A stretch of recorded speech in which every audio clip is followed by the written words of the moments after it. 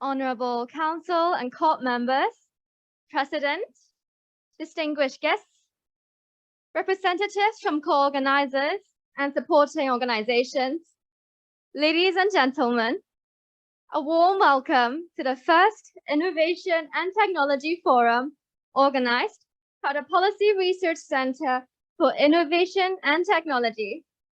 I'm Helen, a current PolyU student and the MC today.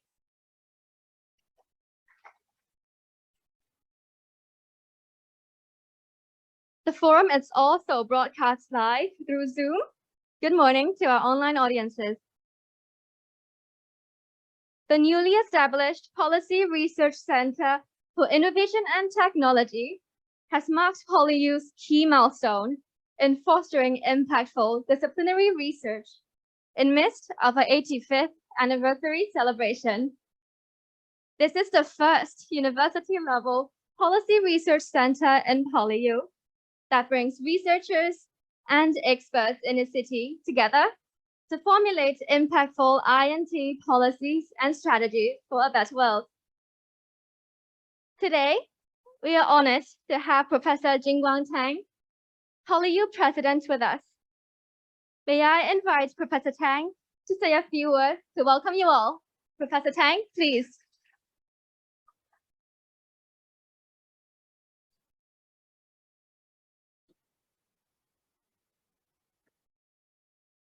Okay. Well, good morning, friends, colleagues. I'm not going to mention your names so that because all of you are important. Actually, I was only hoping to come and attend and listen to the talks because to me is very important, extremely important to Hong Kong's future, to the new economy of Hong Kong. So of course, also because this center is very close to my heart, because I actually initiated this idea. The reason was because, over the last 20 or some years, every time in Hong Kong when we have a controversial or visionary project, there will be discussions on whether this project is appropriate. Often the discussions are based on perspectives.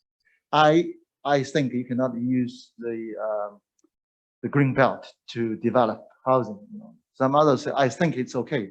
A typical case is when you built the Hong Kong-Macau-Zhuhai Bridge, then we will discuss whether this will affect the life of white dolphin. And some will say, this is not important, they will come back. Some will say, it's so important, their habitat will be disturbed. But I think there was not enough research to tell us whether dolphins will actually come back. So now, of course, the dolphin, somebody told me they actually have come back. Anyway, so if the government, when they make such policies, they go to a consultant firm, to do some short-term study, that will not solve the problem. The best idea, the way to do it is to engage universities to do long-term studies of the behavior of the white dolphin, and to give information which is seen to be neutral and objective, and so that arguments can be based on evidence instead of personal perspective. So this is the first thing that I had in mind.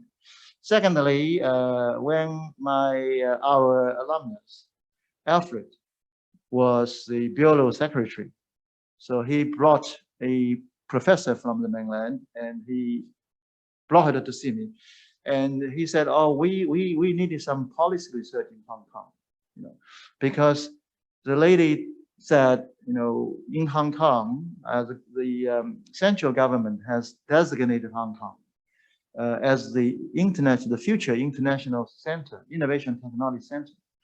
The other three cities in the mainland, there are only 4 in the whole country.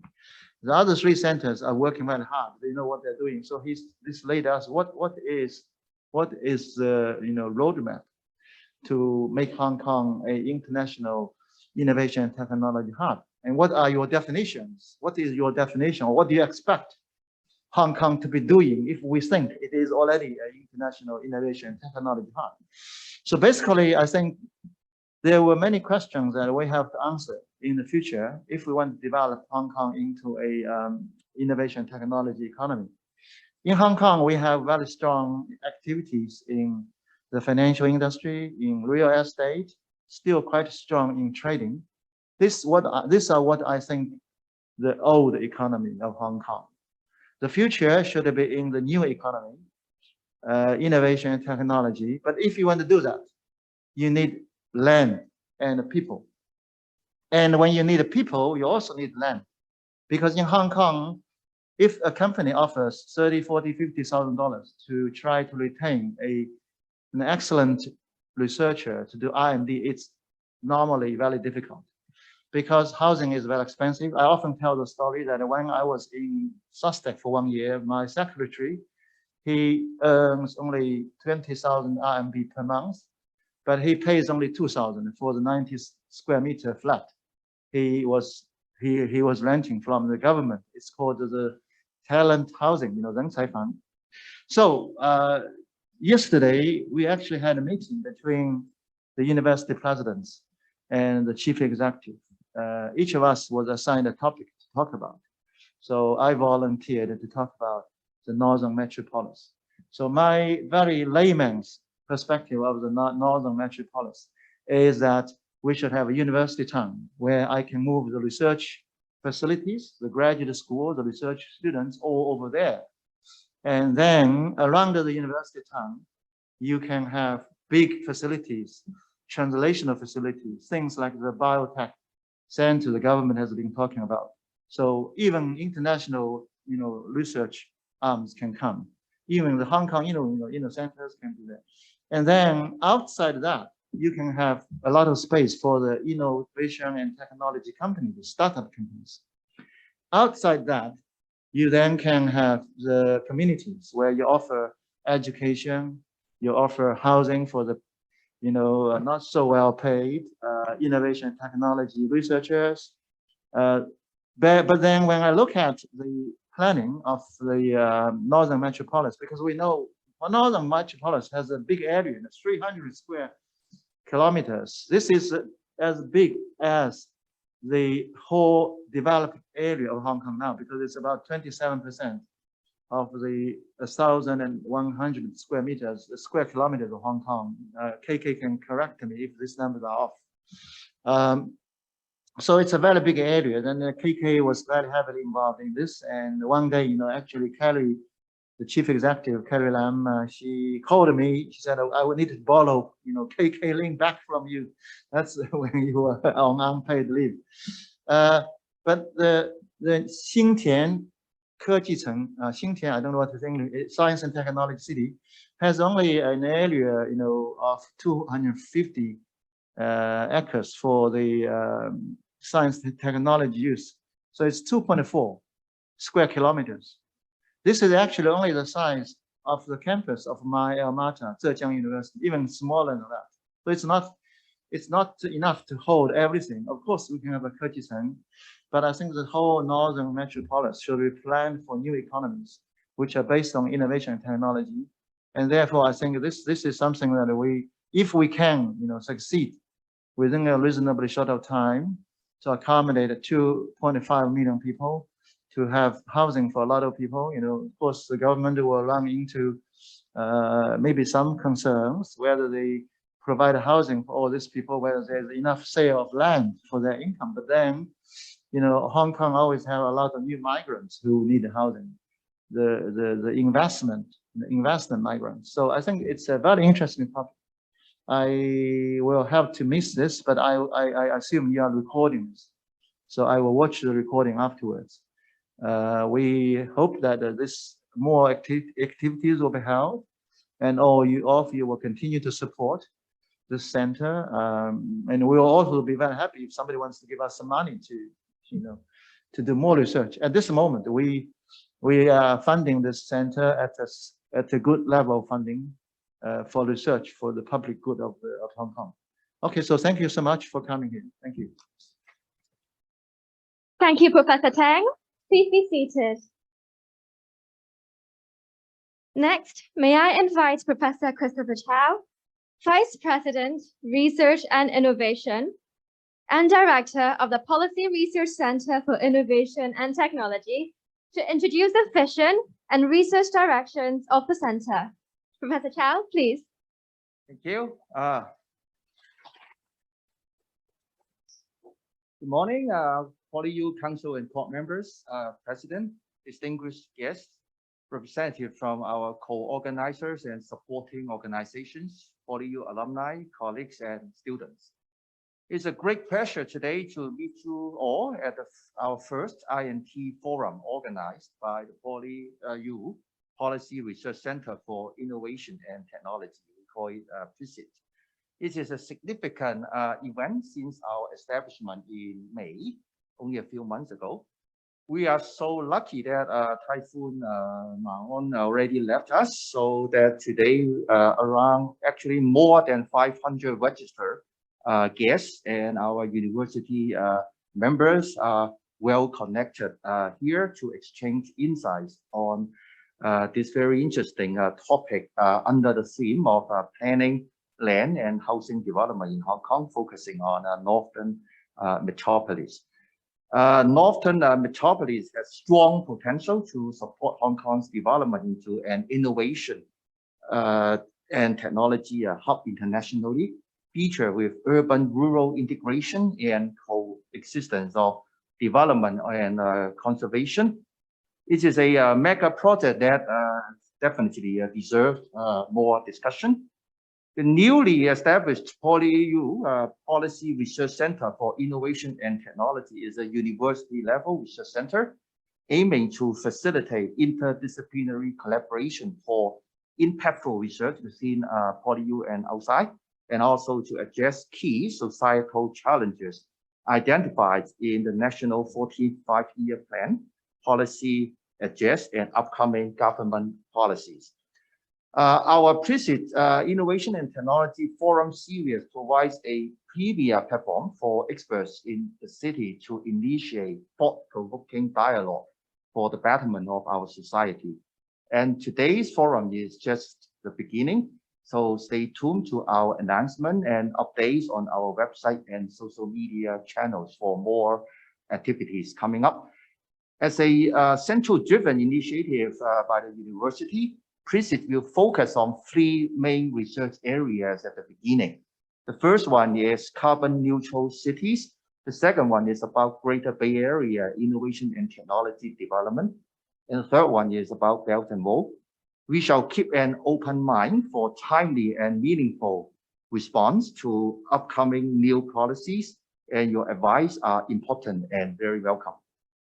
Finally, may I express sincere gratitude to our co-organizers, Smart City Consortium, and also in PolyU, our Department of Applied Social Sciences, Jockey Club Design Institute for Social Innovation, our Research and Innovation Office, and also our supporting organizations, including Hong Kong Institute of Urban Design, the Hong Kong Institute of Architects, the Hong Kong Institute of Planners, the Hong Kong Institute of Surveyors, and also the Hong Kong Institution of Engineers.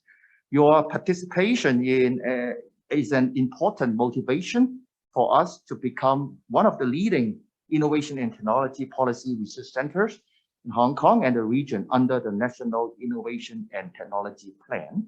So I look forward to collaborating closely with you in our common effort to foster Hong Kong's INT development in a global ways. Thank you very much.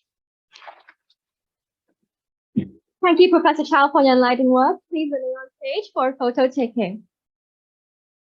May I now invite Professor Tang, Professor Eric Choi, the co-director of Policy Research Center for Innovation and Technology, and all speakers and panelists to come on stage for a group photo. They are Dr. Winnie Tang, founder and honorary president of Smart City Consortium, Mr. Simon Wong, Vice President, Campus Development and Facilities, Mr. Kar Kan Ling, Professor of Practice, Planning, and Director of the Jockey Club Design Institute for Social Innovation, and Professor H.C. Mann, Dean of Faculty of Engineering. Everyone, please look at the camera.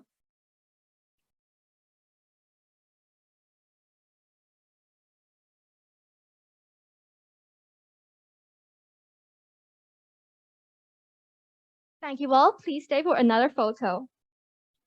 May I also invite all council and court members and senior advisor to Deputy President to join us for a photo. They are Mr. Kenneth Pang, Dr. James Lau, Ms. Julia Lau, Mr. Richard Leung, and Professor Philip Chan.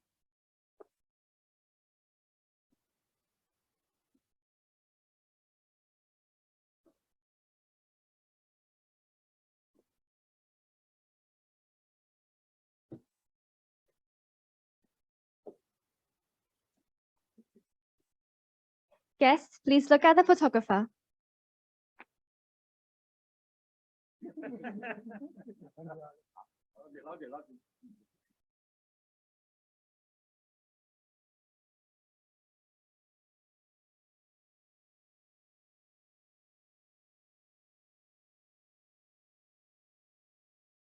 Thank you all members and guests in the first row. Please stay, panelists, Professor Tang and Professor Choi.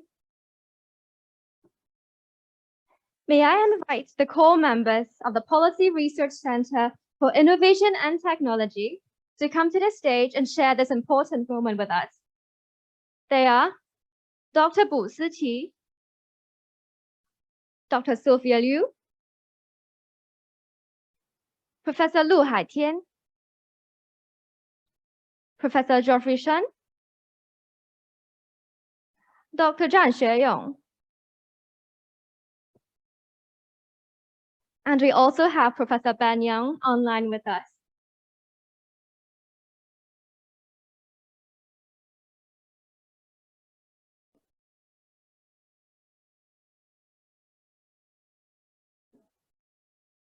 The core members will serve as a think tank of our center to brainstorm constructive ideas for society.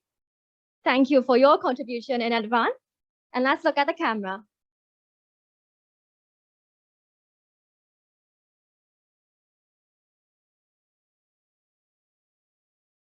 Thank you all guests, and please be seated.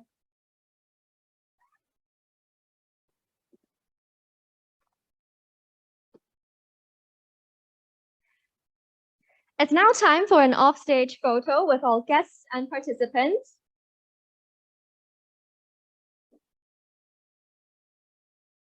Please all look at the photographer at the front. All online guests and audiences, it's a pleasure to share the celebratory moment with you all. Please kindly turn on your camera.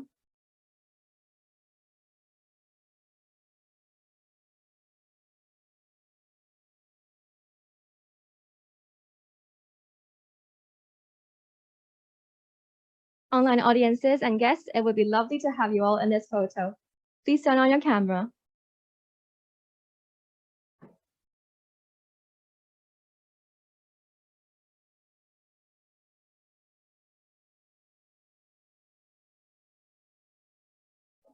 Thank you for your support to our center. And it is now time for the forum. The theme of the day is planning, land, and housing for innovation and technology development in Hong Kong. Please welcome our first speaker, Mr. Kar Kan LING. He was the Director of Planning and Strategic Planning Advisor for Hong Kong Shenzhen Corporation of the HKSAR government, assisted the Chief Executive in the preparation of the Northern Metropolis Development Strategy. Mr. Ling, please.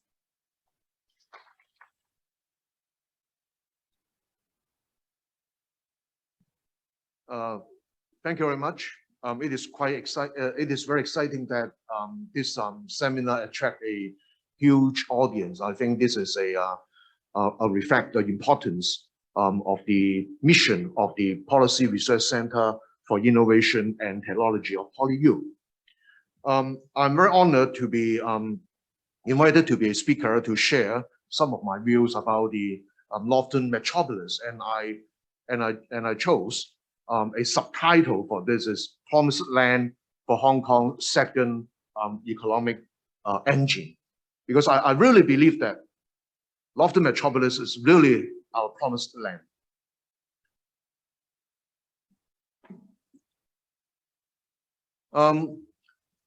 The publication of the Lofton Metropolis development strategy was, in my opinion, a very important direction, indicate a very important direction for the government. I just wish to highlight a few things. First of all, the implementation of the development strategy will result in placing a large number of people and jobs very close to our cross-boundary points.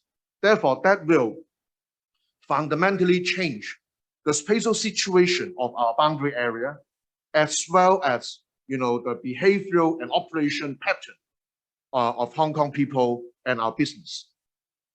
And then one of the strategic objectives is to create the second economic engine for Hong Kong, which will be driven by innovation and technology. And after all, this development strategy is a strategic action agenda of the government. It stresses the importance of action. And then the chief executive in his policy address last year clearly stated that this development strategy is the first strategic action agenda devised by the Hong Kong SAR government with a spatial concept and strategic mindset going beyond the administrative boundary of Hong Kong and Shenzhen. So what Xu has emphasized was that's the first time that the government is doing this in a very consensus, a manner. As I said, this is a action agenda. Therefore, the whole development strategy has proposed 10 key action directions and 45 action items. The first 4 action directions are mainly focused on development of land and development of railway infrastructure. And the 5th and the 6th action direction is mainly about conservation and the creation of a very unique metropolitan landscape for this metropolis, because we believe for any world-class metropolis, it will have a very unique and very recognizable landscape. Once you look at a picture, then you can tell this is London, this is New York, and this is Hong Kong. And we hope that, in future, we can also present a very unique, create a very unique metropolitan landscape for the Lofton metropolis. The 7th and 8th key action direction is mainly about people's livelihood, make people's living there, turn this place a livable place, how to create sustainable communities. And the 9th action is mainly about how to carry out a public sector reform in order to facilitate the implementation of the strategy. And the 10th one was mainly on how Hong Kong can further radiate our impact to the whole Greater Bay Area. And that proposal is, let us make use of the facilities of our 8 universities that already existed there or are planning to build there. So in sum, the strategy, I always use this 5, 4, 3, 2, 1 to summarize the proposals. We have 5 new railway projects, 5 of them across boundary railway, 4 spatial development projects, 3 wetland conservation parks, 2 outdoor recreation action items, and 1 Sunteen technoboat. At the end of the day, the Lofton metropolis will be able to accommodate 2.5 million of people and provide 650,000 of jobs. 2.5 million population is really very large. If we compare, the city of San Francisco has a population of only 0.8 million, and Copenhagen has a population of 0.5 million. Melbourne has a population of 2 million plus. So 2.5 is quite a sizable population. And the increase of jobs compared with the present moment, it is a 6.5-fold of increase. So with that increase of large number of jobs, we may be able to help Hong Kong to rebalance the spatial distribution of our homes and jobs. As I said, the Lofton metropolis is really a place for us, to develop Hong Kong's I&T industry. And we know that only a invention or one innovation item cannot drive the growth of the economy. We need to turn everything into an ecology. And therefore, we need to create a complete innovation and technology industry ecosystem. And the government must take a very proactive role to help Hong Kong to create this ecosystem. And this ecosystem would have the following, in my opinion, important components. One is the basic and applied research. That may be mainly the role, the function of universities. And then scientific and technological achievement transformation. The innovative items will need to be transformed, for to have a business value. And again, this may be the work of university as well as the industry sector. Sample manufacturing and testing. We need to test our prototypes. Certification, the laboratory is become very important. And with the successful testing of the prototype, then we can have advanced manufacturing. And I&T development need a lot of financial support. Therefore, investment and financing is important. It also requires a lot of professional services and education and training as well. So in my opinion, a complete I&T industry ecosystem should include all these elements. When we say that, or we would like to, there is opportunity to create such a I&T system in Lofty Metropolis, but actually I have a number of important planning principles in my mind. I research in the many literature, and more or less I summarize these 4 very important planning principles. First of all, conglomeration of innovators in proximity and in high intensity. We need to put all the innovators together, and not only one or two innovators, but a large group of innovators. Put them in proximity. The second thing is the convergence of flow of information and people. So this place should be, in terms of transport, very convenient. All right, the digital transport is convenient. The traffic and transport is convenient. So it will enable very convenient, very efficient flows of information and people. And then we should have a very complex and comprehensive innovation network, because innovation is always involved many disciplines, and therefore we have a multidisciplinary setup and in this innovation network. And there should be a compact pattern in spatial distribution of factors of production. So the overall land use layout should be in a compact manner. They should not be here and there far away from each other. So they need to come together. And then the land and we would envisage a land use pattern which is really mixed. And this makes the land use pattern not only horizontal but also vertical. That is the characteristic of Hong Kong. We are a vertical city. And a lot of the innovation business, they require low cost and flexible space. They do not need super grade A office, but the space need to be low cost, affordable, but the use of the space should be very flexible. We should not lay down a lot of restrictions and regulations, to constrain their activities. And at the end, we need a high quality physical, economical and social environment. The living environment should be very pleasant. And then the economic environment should be, very liberal. And the social environment should be very inclusive and facilitate different types of people live together and discuss things together. And then these 7 principles actually can apply at the macro, meso, and micro scale of innovation, or in the design of innovation space. And actually, the Cyberport, the Science Park are doing very well along these 7 planning principles. And in the development strategy, we also propose a cross-boundary spatial framework, which we call the twin cities and 3 circles. These 3 circles really span across Hong Kong and Shenzhen. And what's the importance of this twin cities and 3 circle model? It is actually remind the public officers of Hong Kong, when you are responsible for a project in this area, you need to position your project in this twin cities and 3 circle framework and try to look for opportunities to maximize the collaboration opportunities between Hong Kong and Shenzhen. Therefore, we can maximize our mutual interests. So this is a very important change of mindset for our public officers.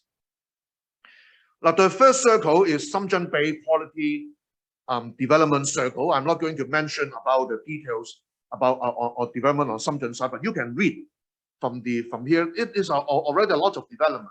Some already existed, some are planned. And on the side, it is our key action direction number 1.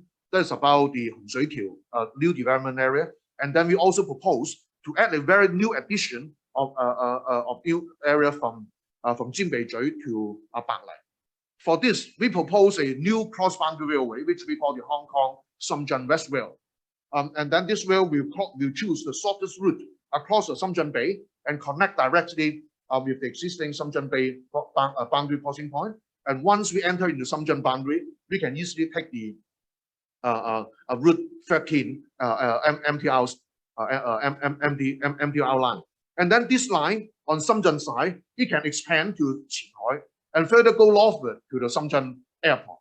And on Hong Kong side, it can further expand southward to connect with the Lantau Tomorrow railway system. Then actually, once that is done, then we can connect our central district with Shenzhen airport and our Hong Kong International Airport with the Shenzhen airport as well. So this railway will be a very, very important transport link to facilitate further collaboration between Hong Kong and Shenzhen. And another important proposal is about a digital technical hub. Can we develop something like cyberport at the Lau Fau Shan station, which is very, very close, just one station's distance from Shenzhen. So more or less, that is our artist's impression about the future situation. The coastal area will be preserved, all the lateral mangrove will be preserved, and then the high-rise development, high-density development will be on the landward side. Nevertheless, we have already had a plan for this Hong Shui Kiu new development area. And what I emphasize is that, first of all, Hong Shui Kiu new development area is already provide a lot of opportunity for economic development. And then we adopt a economic and employment corridor land use framework. So that will be very, very flexible, because we know that the economic situation may change. We may have new business, and we may have a different requirement for operation. Therefore, we may have a different spatial pattern. But this corridor form provides the maximum flexibility to accommodate our future economic activities. And then around our planned Hong Shui Kiu station, by the side, this is the Tuen Line Hong Shui Kiu station. And then by the side of this station, there will be big town plaza. And the underground space of this town plaza will accommodate the Hong Kong Shenzhen West Rail Hong Kong station. So this location will have what we call the double station advantage. And then that may be a very important area for us to develop business and financial services to support our I&T industry. And I raise a question: can we be a place to establish our Hong Kong's lab stack, right, at this area? The other circle is the Hong Kong Shenzhen Close Interaction Circle. That is named as Close Interaction Circle is because within this circle, we have the largest concentration of cross-boundary points. And again, you can see from the slide, there are already a number of development on Shenzhen side. And there's further, this circle also include Yantian and Daipang, part of Yantian and Daipang district on Shenzhen side.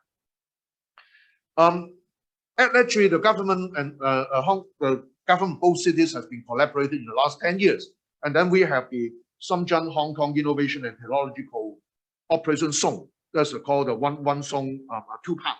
All right. On Hong Kong side, it is our Lok Ma Chau loop area. But in Hong Kong side, it's pretty small. All right. So therefore, we propose as the development of Shantin Telopole. The whole Telopole will have an area of 1,100 hectares. Half of it is for conservation. Therefore, we can create with a very nice natural environment. And on the other hand, the I&T industry floor space on Hong Kong side will be equivalent to about 16.5 science park. So the scale is really large, and again, that will be enable us to accommodate almost 150,000 jobs. So when you look at this on Hong Kong side, we have about I&T land of 240 hectares. On Shenzhen side, it is 300 hectares. So altogether, we have almost more than 500 hectares of land. This IT land will be very important IT cluster for the whole Greater Bay area. And we believe that the cross-boundary interaction should be very convenient, very intensive, and then that will be that will be a very important area for I&T development in the Greater Bay area. And here is the artist impression. You can see that, you know, the high-rise building at the back is Shenzhen, and then we have our fish ponds conserved to as a Sanboshu wetland conservation park. And then we have a railway station, close to a railway station, we have residential development as well as I&T development. And between the development portion and the conservation portion, we have a very nice park. I call it pondside park. So not only create recreational opportunity for our workers and residents, it is also a buffer zone between the development portion and the conservation portion. And that's important for us to create a very nice environment for our I&T talents. And another key action direction is the eastern extension of our Lofton Link. Look at those 5 circles I point out. I indicate on this plan. Actually, all these 5 circles are railway stations. Some are existing, some will be rebuilt, some will be newly added. All these 5 stations will provide cross-boundary service between Hong Kong and Shenzhen. So you can imagine this part of the Lofton metropolis, this is mainly on the central and the eastern part, in the future will provide very, very convenient cross-boundary transport. And then another important action direction is the Long Wen Kam Dao comprehensive development node. I'm not going to go into very detail, but this will help us, you know, to develop another very important business, which is the biotech and food tech hub in Hangzhou area, which is another cross-boundary point. So at the end of the day, we have 5 economic and employment blocks, because we need to accommodate about 650,000 jobs there. So from the east to west, you know, the first is around the Hong Kong area. It have the potential to accommodate about 160,000 jobs. And then the Suntin Telopo, 180,000 jobs. The Lok Ma Zhou and Man Kam Dao comprehensive development node, 10,000 jobs. And then the Hangzhou biotech and food tech hub will help us to accommodate 130 jobs. So that many of them are IT jobs. These are a little bit far-fetched, but we need to have some immediate or quick wins. So the Hong Kong Housing Society and Cyberport has already collaborating together. Now the Council for Construction Industry Council also joined in to create a Hong Kong's first property tech co-working space in Fanning. So hopefully this co-working space can put in operation by the end of this year. So that will accommodate a number of startups, all right, to step into the very active construction activities in the Lofton metropolis. So there are a number of questions for us to consider. I'm not going to repeat this, but as Professor Tang just said that, do we need a university town here, or do we need to relocate a university to this Lofton metropolis? I think that is again a very interesting subject for the University of Hong Kong to discuss. So we need collective wisdom and efforts to develop a complete I&T industry ecosystem in Lofton metropolis. Thank you very much. Thank you, Mr. Ling, for your insights. Please be seated. Next, may I invite Professor Man to share his perspective on preserving Chinese traditions in Northern Metropolis from the perspective of an indigenous inhabitant. Professor Mann, please.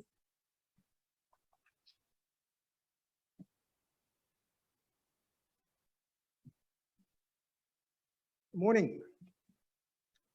I'd like to show some of my qualifications first, because there are a lot of fake indigenous persons in Hong Kong. Whenever you see the government is trying to launch a new project in new territories, a lot of people coming out say, I am an indigenous person, I am opposing the government's policy. So when you look at those people, a lot of them, they are not indigenous persons, they are fake. But we bear the blame. So that's why I need to elaborate what is an indigenous person. But I'm wearing two hats. One hat is the Dean of Engineering, the other hat is local villagers. So just a few pages about myself. I have a very detailed family tree book, right? I can trace back to Tang Dynasty, 885 to 926. We started from Chengdu and moved to Jiangxi in 1960 during the Song Dynasty. And during the Song Dynasty, we have a guy called Man Tinchang. So everybody knows about Man Tinchang. And Man Tinchang's sons all died during the war. He hasn't got any offspring, right? But anybody claiming to be a Man Tinchang direct offspring, they are fake, right? My ancestor was the cousin Hong Dai, right, of Man Tinchang, right? So this is Man Tingshui, Man Tianrui, right? And he moved from Jiangxi to Bao'an, Dongguan, right, during the Ming Dynasty, the Yun Dynasty, Ming Dynasty, yes. And then we take him as our first generation from Bao'an onwards. And then now, from him, from Man Tingshui, I am the 24th generation from him. So, and then my 5th generation ancestor moved to Bao'an, from Dongguan to Bao'an, in the middle of the Ming Dynasty. And then our 7th generation moved to Shantin, that is 600 years ago. And then one of the sons from Shantin moved to Jiaotao, where is the center of my world. Right? It's the 9th generation. So we stayed there for about only 500 years ago. Right? I think it's not too long. I was born in the village, grown up in the village, attending the village school, and still there, right? But just got 3 classrooms left. And then I was elected when I came back from UK after my study and work over UK. And then I came back, and when I look at my village, it's in a mess. So I volunteered to be elected to be the village rep. That's why a lot of people call me Chunjiang. And I've been elected 5 times. Right? It's probably longer than my dean's terms, which is the 4th. And I still have a family house, well, a few houses, and a bit of land. So this is a declaration of conflict of interest here. Okay. And I speak my village dialect. So I think I'm qualified to be indigenous inhabitant. I can speak for the local there. And according to Hong Kong government definition, villages that were existed before the British leased new territories, that's 1899. All those villages were classified as indigenous village. And those have their priority or special right to build a house and burial in the land. So these are the issues. Right, that a lot of people heard about the 5 major families in the new territories. That's the Tang in Yuen Long area, Lau Fau Sang area, Hong Shui Kiu area, right? And then it's the Man, that's my place, Shantin Tennopo. And then on the other side, the near Shangshui, Fanling. All those are Mr. Hao, Liu, and Pan. So all the 5 new territories, major families are located in the northern metropolis. So those were our land. Right? This is the area we are looking at. Right on the left. Right on the left is the Kar Kan LIng, and north of it is the Fanling. And then right in the middle, you see the little red sandtin. That's the sandtin temple. And then on the left, Hawaii, that's Yunlong. So that is the area we're talking about, northern metropolis. And this is the circle KK shown. And I'm concentrated on the work on the red circle. Hong Kong, Shenzhen, close interaction zone. That's the area I'm interested in. So if you look at it, well, this is too small, but at the bottom of that page is the government policy, is that there are places, there are a lot of wetlands, ponds, funny birds, right, in my pool, right, strange birds. When I was young, we killed them and eat them. But the main point I want to show is that KK already showed that there's quite a 16.5 area, the size of Hong Kong Science Park. Right? If you believe that Hong Kong Science Park is one of the driver of the Hong Kong economy, innovation, technology, we have 16.5 of that. So we need to make full and good use of that piece of land. This is the area I'm talking about. The one in the top hand corner about 2 o'clock area, that little loop, that is the Lok Ma Chau loop. Okay, and right next to it, you can see there's a railway going through into Shenzhen Lok Ma Chau station. Right, that is the Shantin Technopole area. If I climb up at the back of the my village, there's a little mountain. I always go up there, right, to look at what happens to Shenzhen, right from the villages of the place of nobody's land to a huge city. I actually watch it growing from day one, right? From there, you can see there's Chow Tau village. That's my town, my village. And then you can see Shantin. All those are flat area. And you don't see a lot of brown sites at the moment. And you can see a lot of trees. There are altogether about 10 villages in this area. And then plus Lok Ma Chau village, there's about 11 villages in the Shantin Technopole. This is the Lok Ma Chau loop last year at the end of 2021. A very big piece of flat land. And this is today, full of those houses, facilities for the COVID patients. Right. Now, I change my hat now. From an engineering dean and chair professor, how do I look at this? Shantin Technopole. At the moment, what do we have in our innovation ecosystem in Hong Kong? We have a population of 7.5 million. But the age of 14 to 59, we got 60%. And 30% are above 60 years old. For any innovations, we simply don't have enough customers. And then we have 5 main universities with science and tech research. Right?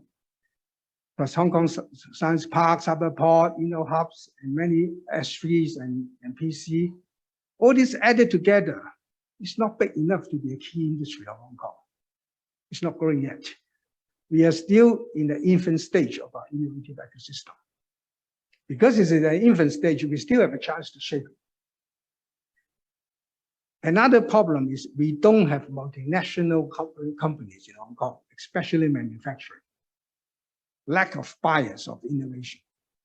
We innovate a lot, there is nobody buying it. What's it for? Financial center, that's good. We have a lot of money to support startups. And then another major issue is that our research funding is mainly from the government. It's not industry driven. It's not really applicable at the end. We publish a lot of papers and make our university rank within 100. 5 minutes have just started.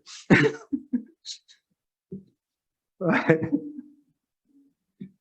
Okay, what does Shenzhen have?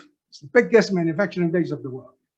A lot of MNC, leading innovation hub of mainland. Most importantly, it's the gateway for national high-speed train network. It goes everywhere in China. And in Shenzhen only, they are 60 years old, 17.7 million. They're 60 years old is only 5%. A lot of them are between 15 to 59. And there are 2 main universities with many other campuses. These are important as we introduce another university over there. We have the niche, okay? And a lot of startups. So what are the problems we have? We have a lot of brains in Hong Kong to innovate, but we don't have consumers or buyers for those research. Hong Kong Innovation Hub is not quite an integral part of the manufacturing base in Shenzhen. Why is that? Is it the distance? No, it's not that far. Is the seller-buyer mismatch? Or simply we don't know each other? So again, the research fund in Hong Kong mainly from the government, lack of driving force from the industry to buy those, the industrial innovation. So these are the major problems to grow our innovation industry. Right? So I think it's a brilliant idea to build a centennial pole. This is near my home, I can get a job there. Its location facilitates access for sellers and buyers, as long as the government will change the policy to allow easy access. It will easily become an integral part of the manufacturing ecosystem in South China. This is just next door. We can apply for those industrial fundings. Again, is market-driven, those research. We can attract talents from both sides of the river because one country system. We can attract people from abroad as well. And it's a logistic hub for information, talent, prototypes, goods, finance, and IP. Excellent place. But the thing is, if I can move the clock back to 40 years ago, if I were a young talent, in addition to a good job with a good prospect in centennial pole, I would also look for something, a nice and affordable accommodation for my family, and lots of playground for my kids.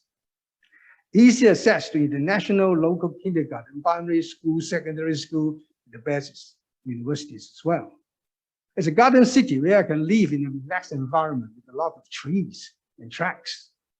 Arts and culture centers, nice restaurants, important. Shopping center, entertainments, and easy access to the city center and the airports. These are the key when we attract talents. Can we provide those for them? Now, change my hat again into a village. All right? This is where I normally go up. And what do we have in the Shenzhen district? We have the Shenzhen River. We have a lot of small rivers. We have fish ponds. We have hills and mountains. We have a lot of agricultural fields. Luckily, we didn't have a lot of brown sites. We have a lot of villages, 11 villages, and villages by me. The most important is the heritage, Chinese traditional culture. So these are the sort of a little survey about the historical sites of that area. Look at that. This is a little local temple. I mean, a lot of these, when you look behind it, not just look at the surface of the temple, what are those for? Right? What can it be used? So this is a little temple. Let everybody speak to his God in the morning. This gives us confidence. If you've got problems, you want to borrow money from the bank, you go in there and ask him if you can get a lottery 6 first, right? So give you confidence that you are taken care of. Don't panic. Go. A lot of ancestor hall. This is how the sense of belonging to your family, to your clan, to your country is infused since you were born, right? We don't need national education to tell me to love my country. We have it since his birth, right? These places are just right next to it, and right inside is full of ancestors' names are carved in there, and we can trace our lineage with evidence, not just talking. Right into the top is Men Tinshui and his father as well. So this is again enhance the sense of belonging and loyalty to your family and your country. And then Dim Dang, right? Every newborn baby of the village will go through a little ceremony so that he can be accepted as a member, right? You do not need to apply, but you need to go through all this. Right? Again, this is sort of ceremony we do it in the new year, and for my grandsons. And then right next to my house, we have a little smaller hall, and that I can mention. Right, so this is how we feel so intimate with the family tree. Right? So you can't be a black sheep of the family. You are being watched by those guys up there. Okay? And each year in the Qingming and Chongyang festival, all the offsprings came back from abroad to pay tribute. This graveyard is my 12th generation. I'm 24th, right? So in every Chongyang festival, I'm so busy. I'm visiting the 23rd, 22nd, 21st, all the way. A lot of graveyards to visit, right? And this is a sense of belonging, cohesiveness. And after that, 分居有. Right? We distribute little pots. Their meaning is sharing, is caring. Right? And we unite and we share the sweet and sour. This is how you build a united country, a united city. And then we have this. Right? Any argument can be solved after a few pieces of meat. Individualism, we never heard of it in our place. We have a very detailed systems, accounting system. So we tell you, don't cheat. We can trace you 100 years later. You cheat the village by 50 cents, right? Your family, your ancestors cheat the family. Right? So all these are important. And we also have artistic activity. Under these trees, these big trees, a lot of stories were told. And I grew up there. And this is the place where you can think tranquility. This is what an Indo-Pak needs. So from an indigenous residence view, we'll think how the NM, Northern Policy, affect the structure of the village, whether it will affect their rights, whether the government will seriously look at those cultural treasures of the new territories, how we can play a role in there, how can we keep our heritage, how can traditional culture be an integral part of the Northern metropolis. Chinese history is the basis of our culture. Right? The culture shapes us what we are. If a scientist without culture is just a robot. And how can we enrich the sentient temple with culture, Chinese culture? Right, the traditional village are quite important in the culture. And to the historians and anthropologists, the village, all these in the new territories, the treasures of Hong Kong. But so far, the government did not make full use of it. It's a big waste. So it will be a nightmare if this is another just a big residential property, or it's just an industrial town encircling the village. The villages are forced to deteriorate because of funny policies, and the ponds and wetlands are landfilled to become industrial estate. It will be a nightmare. Even if becoming another HKSTP is still a nightmare. If you go to HKSTP, it's just buildings and roads, nothing, just a little ponds. Right? So my dream, right, KK, listen carefully. This is my dream. It's a garden city type of innovation hub, sustainable, environmental friendly, a hub for information science and tech, a hub for artists and designers, Don't just look at the scientists and engineers. We are boring people. A pleasant home for young talents and families. A hub for high value added industry. And research and higher education institutes talent hub. And then a platform for the mainland giants and our innovators to exchange and interact. And then we have interdisciplinary approach, facilities to allow brainstorming, easy interaction, relax and enjoy life, and provide urban culture. So this is my view. A lot of trees, a lot of tracks, space where the birds from my pole and the kids can be integrated. And more importantly, a space allows you to think from another angle. You can do from wherever. Right? Look at the world upside down. This is Brisbane anyway. And we have agriculture for relaxation, vertical, as you said. This is my dream of 17 tunnel pole, full of rivers, full of wetlands, full of relaxed place. And finally, what type of technologies clusters shall we build in this beautiful place? Now we look at 3 questions. What does the brand make in Hong Kong stand for? It is quality, reliability, trustworthy. And the uniqueness of our law system, you match the common law in the rest of the world. And our strongest industry is electronic consumer products. And I think of these 3 advantages. This is what I thought. Standard certification, consultation, arbitration. We can have experts, consultants, lawyers, and lawsuits to be there. Because Shenzhen, Guangdong is a major manufacturing exporter. Our country is a huge importer. And we need to make sure the products are up to standard. What standard? We're still using ASTM. How can we promote GB or BL? Right? And how to measure? Who is going to certify? More importantly, we need to build an industry, testing, measurement, analytical, monitoring equipment and devices. This is important. We have a lot of sensor people, especially in PolyU, of course. We need a lot of chemistry, biochemistry, physics, material science, electronic research. We do have those. We have food science and safety, high-tech information, medical science, safety, security monitoring, instrumentation, equipment design, product design, AI data analytics, image analysis, medical equipment, blockchain to assure the quality, IoT, software. All this can be geared up for this industry, which I think is most important. And based on this, you can do wearable electronics and mixed with fashions and art technologies. These have synergistic effect with those industries in Shenzhen. Right? So let's work for an innovative hub. Thank you very much indeed.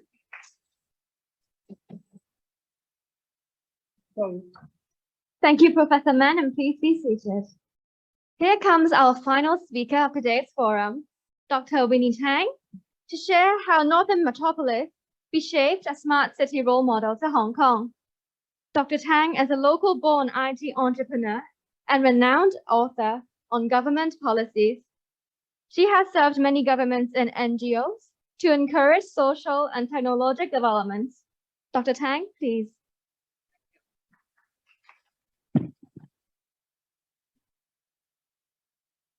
Ladies and gentlemen, very good morning to all of you. So how are you today? Yeah, thank you. I'm good too. Yeah, I don't want to stand between now and the panel discussions. I know all of you are waiting for it. However, I do have prepared a lot to share with you today about smart technologies driving sustainable smart cities. May I sit down to do the presentation? Okay. Now, it's my real honor and pleasure to speak in this very first forum of PReCIT. As you all may know that smart city has been a hot topic for discussions internationally in recent years. It is because by the year 2050, it's estimated that 2/3 of our populations will live in cities. And that leads to a number of teething problems like aging population, social conflicts, inequality, loss of nature, energy crisis, etc., etc. We need to live in a smart way and work together to build smart city together. And according to IPCC report last year, our global warming is becoming more and more serious. And it's estimated that in 20 years' time, we will have a rise of the 1.5 degrees Celsius, which is of global temperature, which is 10 years earlier than expected. And in Hong Kong, KK always mentioned about the double aging. May I add that we actually face a triple aging program, aging of our populations, aging of our building, and aging of our lifts or escalators. Just imagine, if we don't have any lift or escalator, how can we go back home or go to work or even come here? Yes, we can walk, but there's a lot more multi-story buildings in Hong Kong. So we have a lot of challenges like this that we need to work together using smart city technologies or work together in a smart way to build a smart communities or smart people together. Now, smart cities requires all of us to build our city as one single ecosystem. That is that we put together all the information, be it economic, environmental, or social, in a common, consistent framework, and to form a single source of truth to each and every practitioners who may take part in to build solutions on smart city. And it's very often that we use geographical approach or GIS to help prepare, integrate, and maintain those informations in a series of maps. And that is, we use geographic coordinate or mapping system to map the different parameters, to analyze it, to maintain it, to plan on it, as well as to make better and informed decisions on it. So geographical approach or geographical thinking is actually very important. Now back to Hong Kong, KK mentioned a lot about the Northern Metropolis, the policy. In fact, since 2017, our government has already launched the Smart City Blueprint 1.0. And in December 2020, they have already launched the Smart City Blueprint 2.0. And throughout these 5 years, actually, smart city has been mentioned in all of the policies addressed and all of the budgets. And it's very often when they mention smart city, they will mention this biotechnology,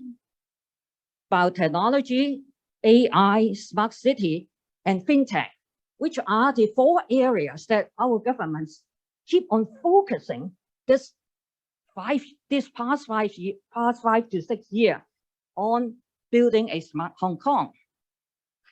And for the Northern Metropolis, as KK said that they are also expecting it to be Hong Kong's second economic engine. However, in my humble point of view, there is a big missing, which is I would believe that Polytechnic University, PReCIT, is an excellent platform to advocate this. This is the Common Geospatial Information System Platform, in short, CGISP.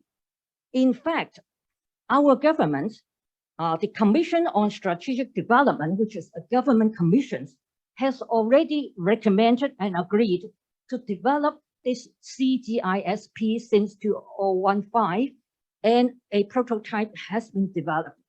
And thereafter, a lot of studies also mentioned the need to develop this CGISP. You can imagine it is a common picture using GIS to integrate all different parameters as a single source of truth to help planners, engineers, architects, policymakers, even like Professor Mann, indigenous inhabitants, to work together, look at a common will, and resolve the conflict or explore potential of the land that better developed using this common GIS platform. Yeah, and that we can also use GIS platform to do the scheme comparisons, to do the utility check, to do the site formation, and use of the interactive maps to help in showing the 900,000 residential units. Where are they? Can we build more? The road, how the road will affect the air pollution or noise pollution of the area. Very important that the CGISP has already inbuilt the analytical tools within the CGISP. That was the prototype back to 2015, but 7 years from there, nothing. So it's time. We have to drive the setup of the CGISP for Hong Kong and for all of us. And secondly, I am humbly honored to be one of the members of this construction digitization roadmap project of the CIC.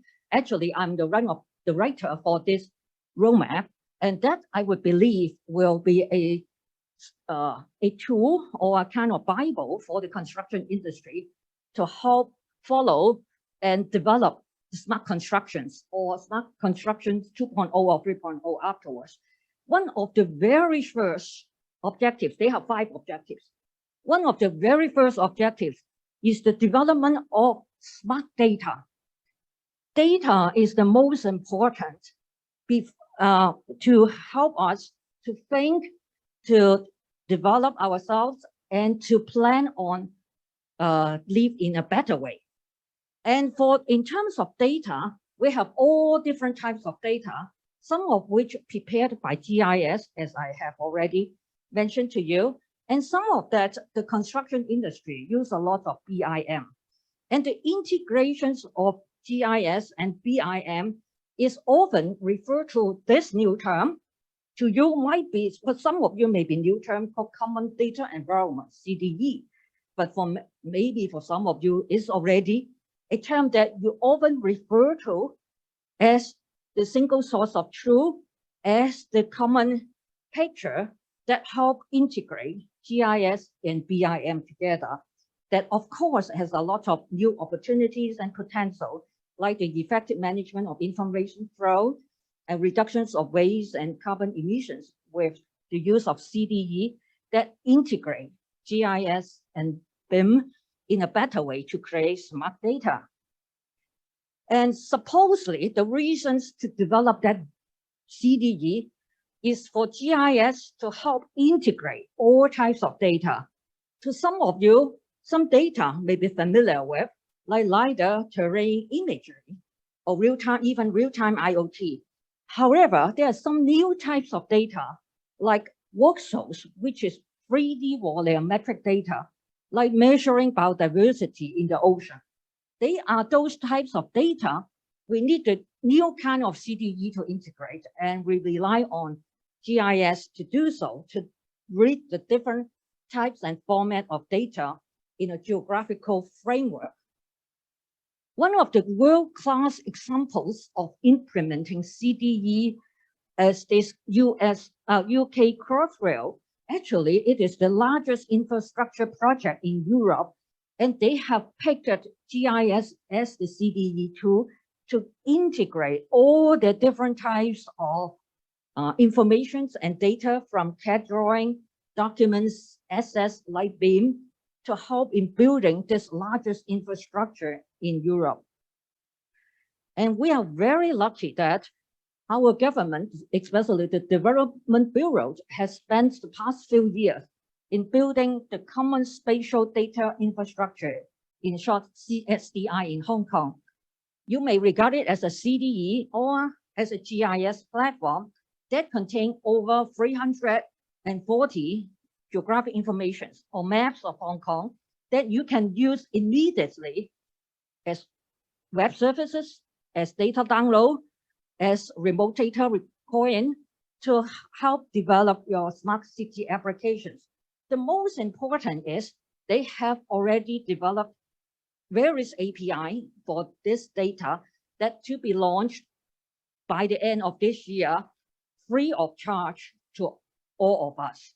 So it will help a lot in future about the development of Hong Kong as smart city. So remember this term CSDI, which is, I would believe that it will be one of the most important open data policy of Hong Kong and one of the most important smart data to be used by various industries to develop Hong Kong as a smart city. And then our government, on top of the CSDI, they have also built the BIM data repository, or we call it BIM harmonizations. They are also, it is also a GIS platform with BIM embedded on it. All contractors are required to provide out to our governments a BIM model to put into this GIS called BIM data repository. And thereafter, our government will develop 3D data of Hong Kong, indoor data of many of the thousands of buildings of Hong Kong, to be able, again, to share to the public free of charge. I'm not sure about the time frame, likely next year or the year after next, likely also tie up with the CSDI. So stay tuned. Maybe in my presentation later on, I will keep you posted about what's the progress of this CSDI. And as you all know that BIM itself cannot stand alone, we also need NIM, network information modeling, like to model transportation network, underground utilities. We also have cities information modeling, which mentioned in the 14th Five-Year Plan, and also landscape information modeling. All of this abstracting and modeling, all of the data abstractions are actually using GIS to create all these types of data models and become the digital trend. So in the future, the CDE actually is not just integration of GIS and BIM, but also be able to integrate all these data types or data models. And that the system or GIS should also fused into with other technologies like geo-blockchain, drone technology, AI and machine learning, object detections to create more insight. Now, ladies and gentlemen, in the next slide onwards, I will share with you quickly 9 examples. This is an example from CEDD, and that they use GIS to assess the dirt flow of an area and predict the landslide of that area. And that GIS has been linked to the smooth particle hydrodynamic model to help accurately assess the landscape potential of that area. The second example is the smart barrier system, or a real system in Hong Kong. And this is also done by our governments to integrate GIS and IoT. That is, the smart barrier has been built along in a site that to prevent the debris to flow down and cause the landslide or flooding, and that there is an impact assessment or the pressure heating system that has been built along the wall or the barrier, and that when the impact has hit a certain level, there is real-time alert to the officials in charge to go and take a look or take a look remotely and do remediate measure immediately. Now, this is a project very dear to my heart. As some of you may have heard about that, the Busan, the flooding and the landslide has killed many people as well as the properties. And then our government is now using IoT and GIS for the groundwater level management. That is a regulatory system to put underground to help measure the pressure point within that soil or within that sediment, and that there is a valve that will automatically open and close to regulate the water level within the slope, so that there will not be unpredicted overflow of the water from the soil or from the surface on the surface, because they have used GIS to implement this pressure relief system, and that linked it with the IoT for the valve to turn on and off. Now, this is again very dear to my heart as well for the flood risk assessment. Sun River catchment. Have anyone heard about this? It is actually the largest river system in Hong Kong. And then we also have the Tong River, which is also the river in Metropolis. They are all the quite a large river system in Hong Kong. And that, I also born in this area, but I'm not in, I don't think I am an indigenous people over there. Anyway, there are lots of black spots along that river, but it's not being discovered. So we can use GIS to help predict where those hotspots by, again, the CGISP, integrating those informations. And then we can predict if the black spot has flooding, where are the buildings or the houses that will be affected? The first layer, the second layer, and how can we plan ahead any smart measures? And before that black spot really happens with the flooding. So this flood risk analysis is actually very useful when we plan for our risk-free in terms of flooding for the northern metropolis. Now, this is another example that's showing the use of remote sensing technology with GIS to help monitor the reclamation of an area. The same also true, we can use oriented images from drone, but for this satellite image, in fact, it's from planet. It's already very good, 3.3 kilometers, where every day we have a picture, and that we can use to do the monitoring and the governance, to have better governance of the constructions of the site. So use your imaginations. In fact, we can use this type of technology. So anywhere in Hong Kong, how about central waters? We know nothing about central waters. We can have it as well. And this is also, and in terms of this, we shall have immediate geoprocessing tools from the satellite image that being collected. And that is also the strength of a Polytechnic University too. And this is about using GIS to help the air ventilations assessment. The left-hand side, your left-hand side is actually the assessment using 3D voxels, which is a volumetric layer in 3D, which is a new type of data model, and that we can help in doing better air ventilations assessment. Now, this is a very, very interesting example. The Jurong Lake of Singapore is actually using this rapid planning scenario generations or parametric plannings to help plan better Jurong Lake area. That is, we can use the parametric planning tools, adjust the parameters on the right, and we show the different scenario on the left. Or we can also adjust the map or the building orientations or the building height to show the results on the right and left as well. Those are the very intuitive, interactive tools that we can use in simulating the development scenario, and that we can pick or choose or discuss based on this. And that is very commonly used, not just in ASEAN, but also in the Western world. But unfortunately, this is not being used a lot in Hong Kong yet.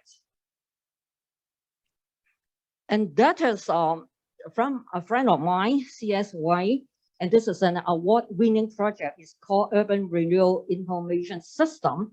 He has also used GIS and the smart city technologies to help plan the Sam Shui Po area in terms of maximizing the floor area or optimizing the land use over there to maximize the open space use by the residents over there. We call it the district-based planning, which is so far just very popular or welcomed by the residents of area that he has introduced the URIS to them. And the last but not least example that I would like to share with you is this AIoT embedded smart site management system. Construction industry has been one of the largest industry contributing to GDP in Hong Kong. There's a lot of people working in the construction industry. We need to make sure that they are safe and risk-free, hopefully, when they go to work. And implementing common operation picture is one of the way for smart site management, like digital work supervision system. In fact, one of the latest tools that we provide or introduce to them is called smart helmet and IoT. We can wear the helmet with the camera and the IoT device. It's not only to track where are those workers, but most importantly, to make sure if there will be any abnormal movement, like sudden fall, that we can be able to know earlier and help maybe rescuing. Or if that person may go to a restricted place that he or she even may not know. Those are types of smart technologies that actually is now implementing as a kind of example I want to show you today. Okay, after sharing with you about the general trend in smart city, why we need smart city, the status in Hong Kong, the CGISP, and then a few examples. Now, I would like to take the last 5 minutes in sharing with you my view of what's next.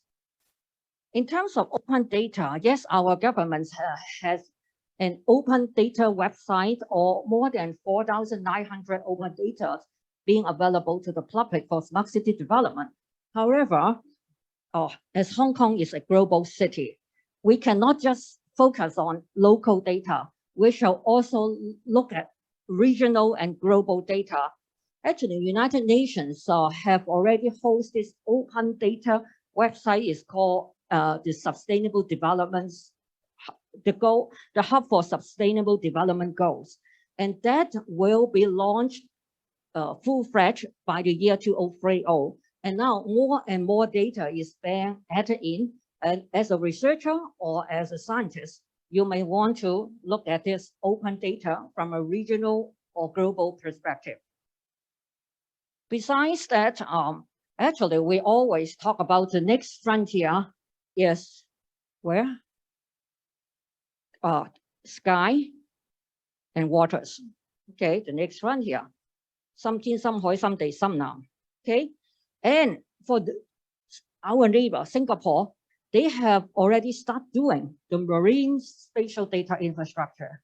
While we are still talking about, by the end of this year, we have our CSDI, the Common Spatial Data Infrastructure, which is on the land. So marine is where we should go to. And before marine or after marine, where Hong Kong should do SDI, can anyone give me a hint? It's our underground. We have a lot of very useful underground, very useful sites in undergrounds that can be further developed. So I would say in parallel for underground and see that we shall do our SDI as well.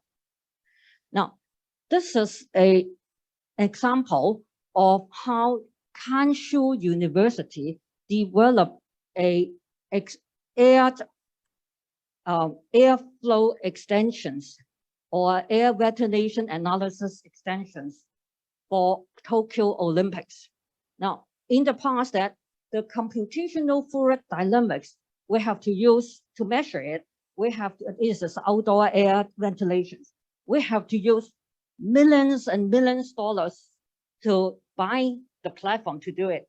But now it's very often that we encourage universities to start up to build extensions on top of the, say, CGISP or CSDI or any kind of CDE, might be with the GIS platform, and then you build extensions, and then you can sell the extensions and help build our smart city application or particular smart city applications. This is the example for airflow analysis, and that help a lot Tokyo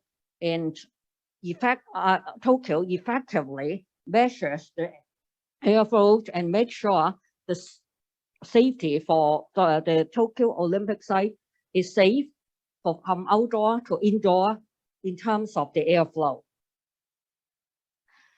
And this is also, I hope to share with you that because of the availability of satellites from low orbit, there's a lot, hundreds and thousands has been built. And the availability of satellite image, we can better use it to do a lot more analysis. Like in this example is the natural disaster, the irrigations or the improvement of agricultural crops. So, ladies and gentlemen, after sharing with you my humble visions of what's next, I do hope to draw a conclusion that geographical thinking is very important. So, and we need to help support our students, our young researchers, to be able to learn about how geography can create the science and language that build our common environment together for a smart city. Now, before I close, let me do a little advertisement here. Smart City Consortium, together with the Polytechnic University, as well as Hong Kong GCC, are now doing public consultations. And I invite all of you to write to us before the 5th of September.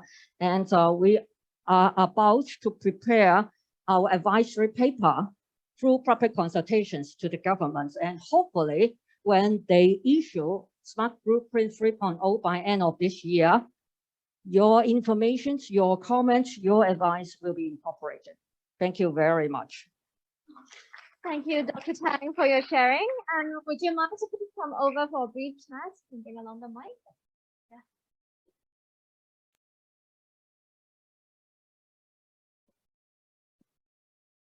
Thank you so much for your insights and expertise. And from your perspective, in a few words, maybe what will be the key element that the Northern Metropolis needed to become the smart city role model to Hong Kong? Only me as the panelist.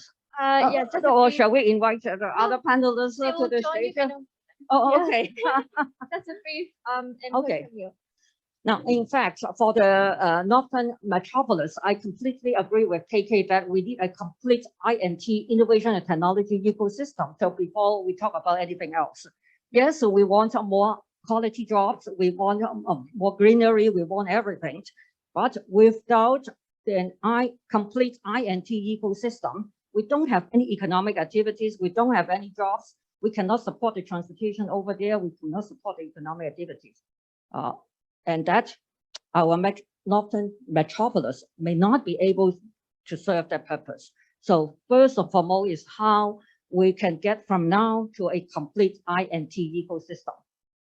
Thank you so much for your input and for your insights. Obviously, INT is a solid base for any developments. And with so much information shared, it's time to foster fruitful brainstorming and a panel discussion session.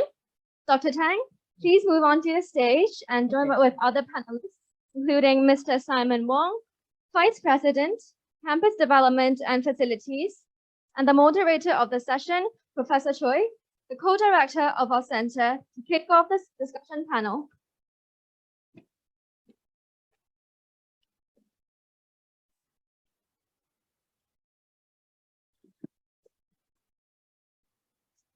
Okay, thank you for those who have already are here to listen to our three great presentations. And once again, thanks for those who are online. And I understand that you are also watching very closely about how we can imagine how we can move the agenda forward, because the Northern Metropolis is indeed a very important event that Hong Kong has to be doing something together seriously.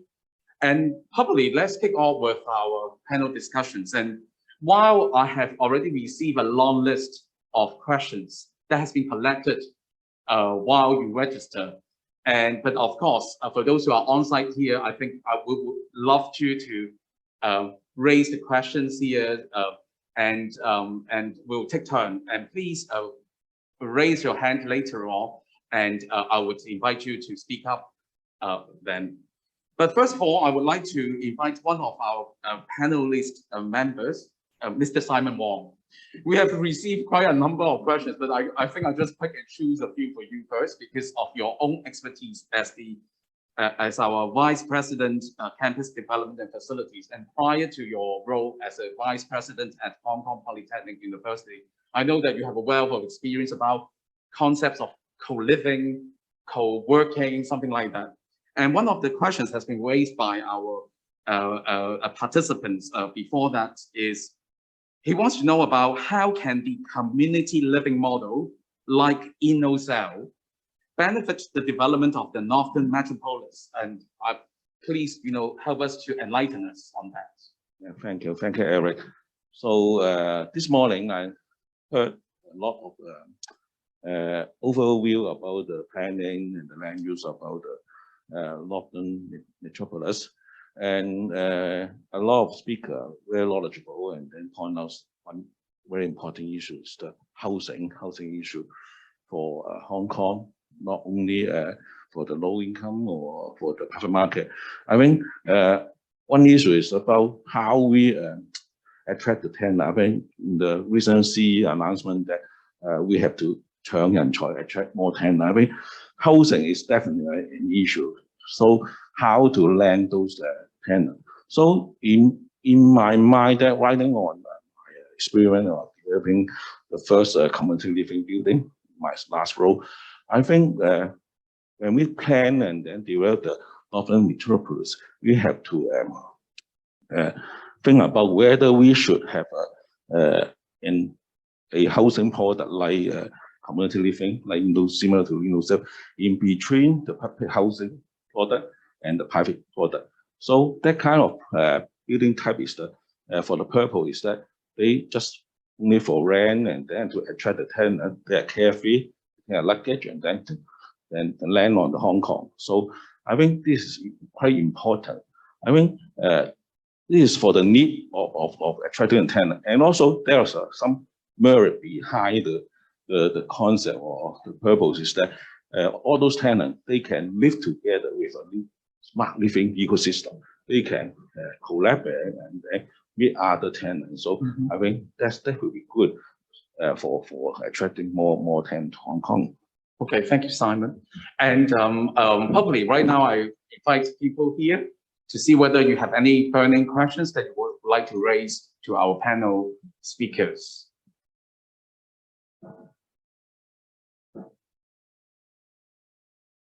Yes, Miss Julia Lam, right? Julie Lam, Yeah. yes. Yeah, just a very broad brush time frame. How I think professional resources is a challenge, but even having said that, how far do you think we are away from? I hate to say the word catch up, but as compared to Singapore, how far do you think we are from them? So anyone want to respond?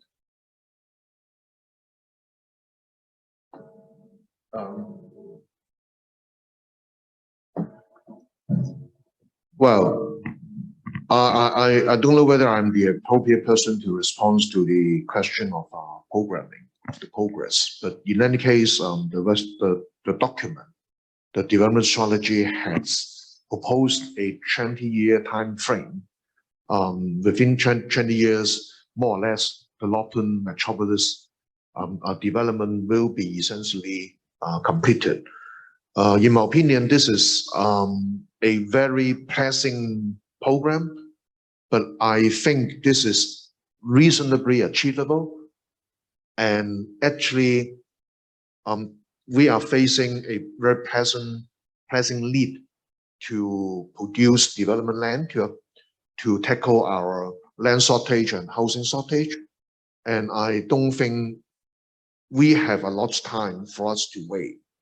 So we will have to act very quickly. I totally agree with Winnie. You know, the pressing need to go for the smart city initiatives, the geopolitical, the geospatial system. We're really left behind from Singapore and as well as the mainland, and we can waste no time. Yeah, the CGIS piece was the time that when you were in the government. So after you left, I don't know why there's nothing. Nothing has been happened.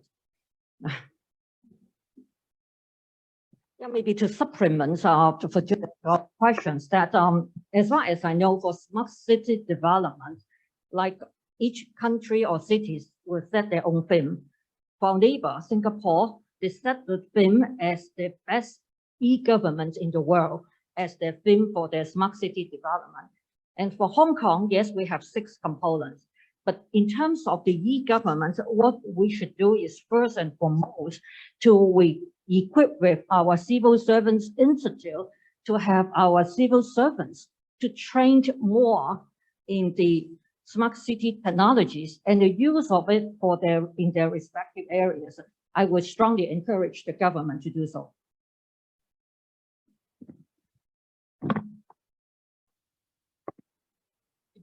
Hi, thank you very much. Let me introduce myself, Essex Chan from NETCO, and I'm also a past student, graduates from PolyU. I think the presentations are excellent, very interesting and impressive. The one question that I would like to raise is regarding the design of the Twin Cities 3 circles that KK is advocating, and the government seems to be charging ahead on it. Very good idea. But then my question related to, since this is called Twin Cities, so it involves a very important coordination between Hong Kong and Shenzhen in order to make it work. And then in your 2030 plus plan that you indicated a lot of designs, planning, and all sorts of these infrastructure development to make the North Metropolis work. But at the same time that you may require some sort of coordination with Shenzhen government. When we do the design, that we're not just only looking at Hong Kong inward, that we want to do anything, but then we need to have the Shenzhen government support to a certain extent. And then the further expansion of my question is that now that the universities here in Hong Kong, they're also developing their campus in the Pearl Delta or the Greater Bay Area. And most of them are relating to research and development activities as well.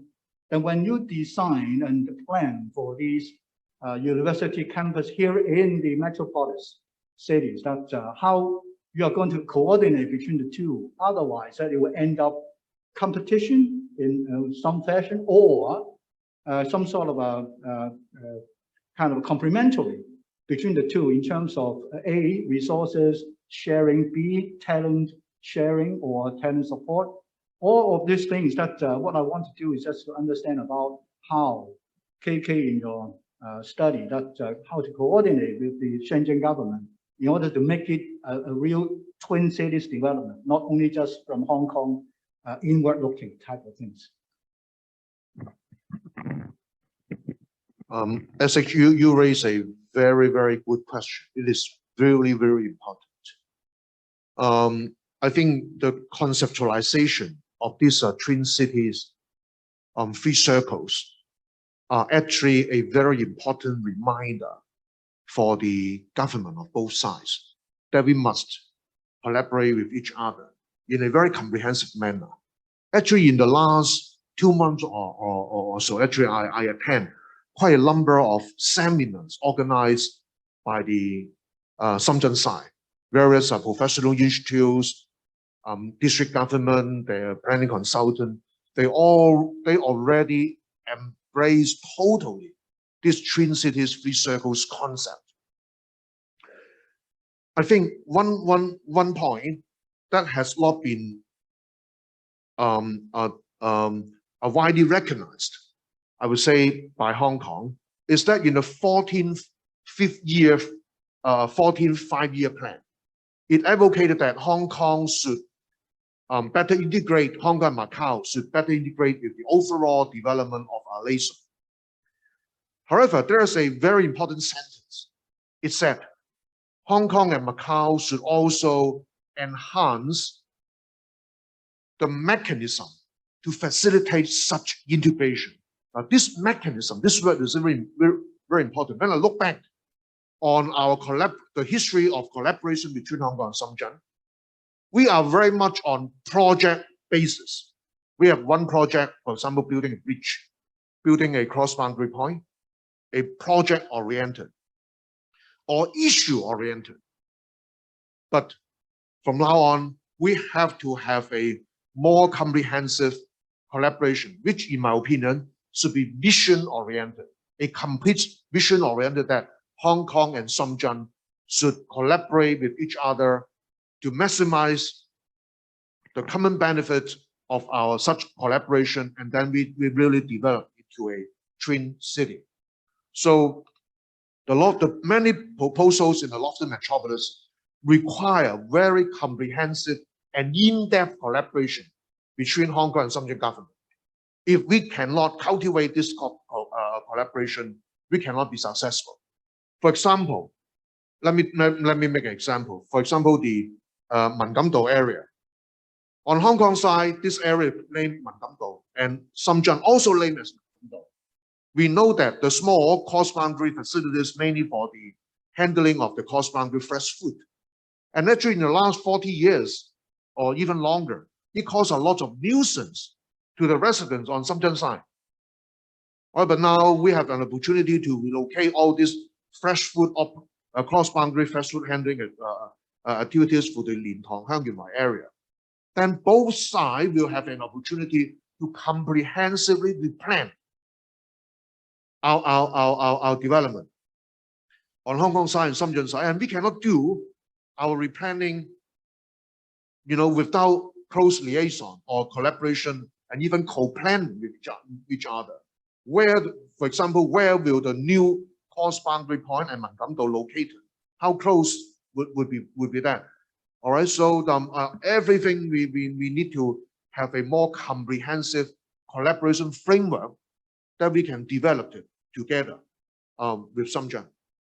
And actually through my liaison with Shenzhen side, they are more than happy to work with us to come up with this sort of collaboration framework, which will be more comprehensive, more in-depth compared with our previous experience.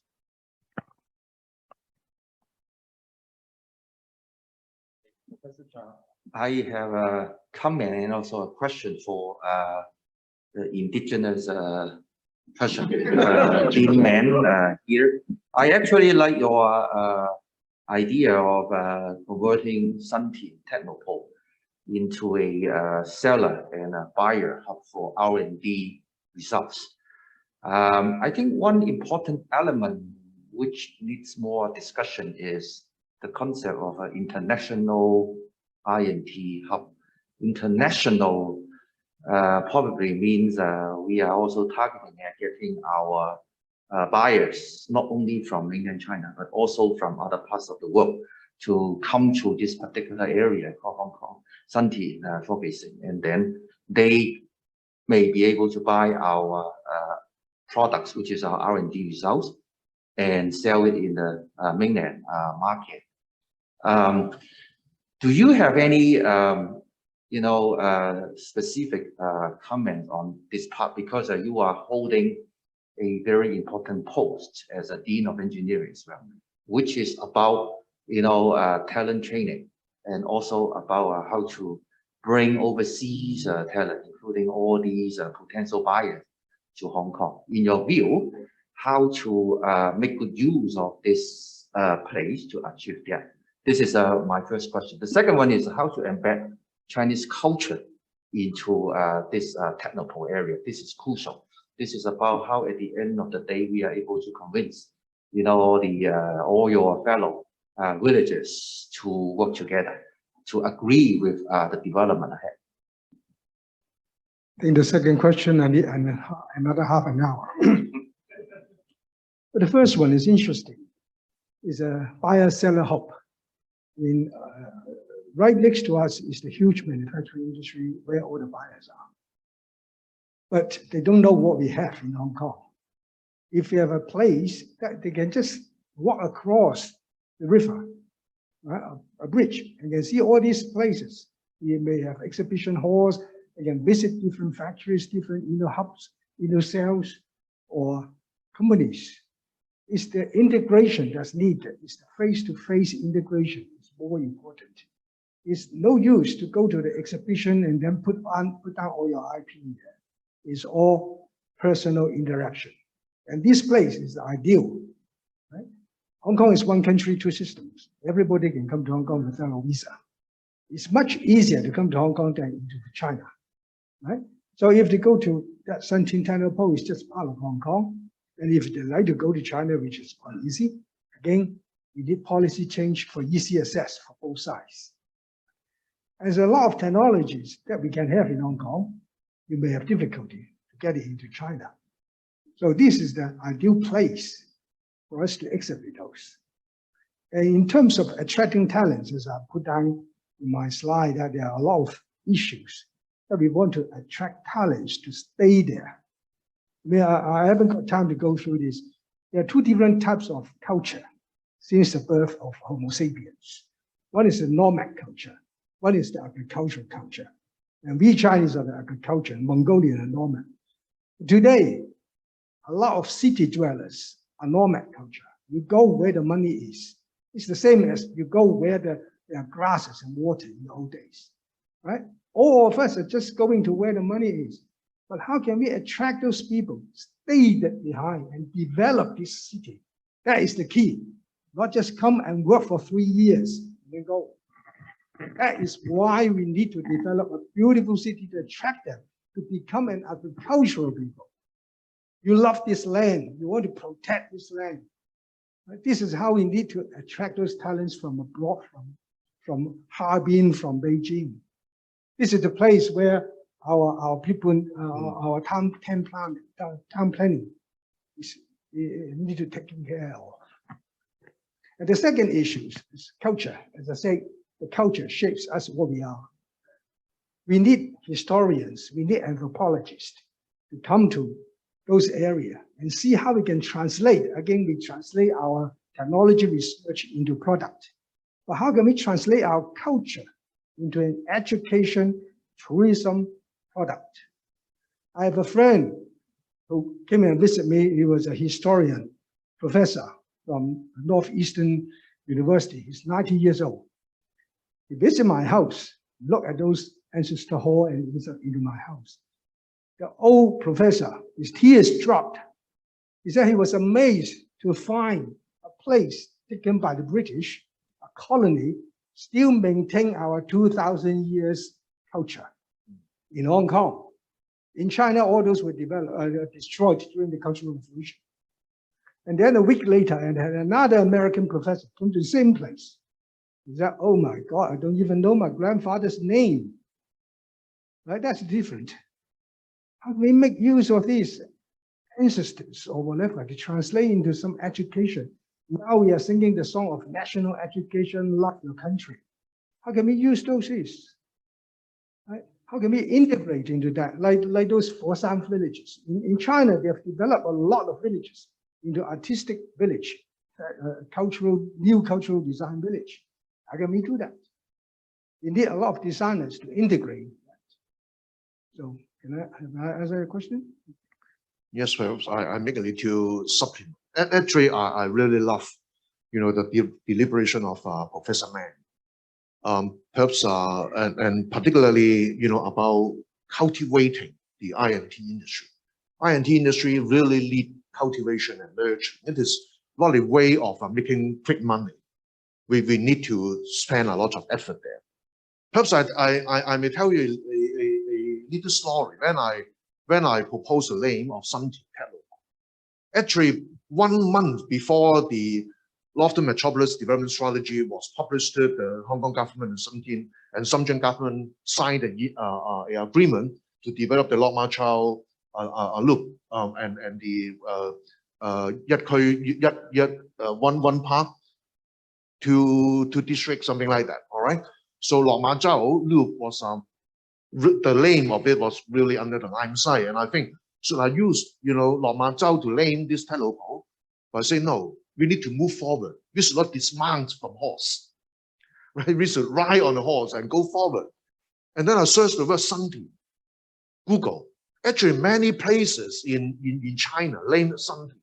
And then you can imagine whenever there is a pioneer tribe arrive a place and get settled down and start cultivation, they name it as Suntin. Right? And therefore, in this Northern Metropolis Development Strategy paragraph 78, I explain why I call this Suntin Telopole. All right, I wrote in this manner, but let me read it out.